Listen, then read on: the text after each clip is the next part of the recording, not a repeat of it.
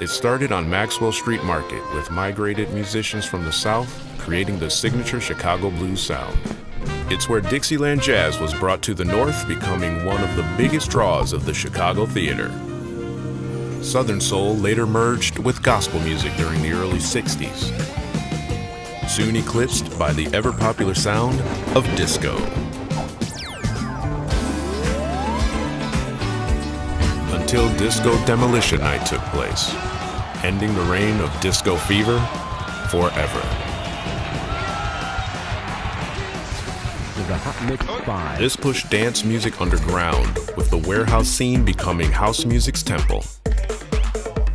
DJ sped up the BPM, creating footwork, which evolved into dance battles at the Underground Tracks factory.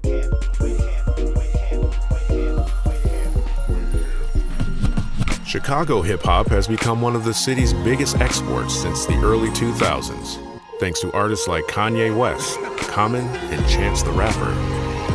The city has established itself as a major force within hip-hop, its history, and no doubt the future.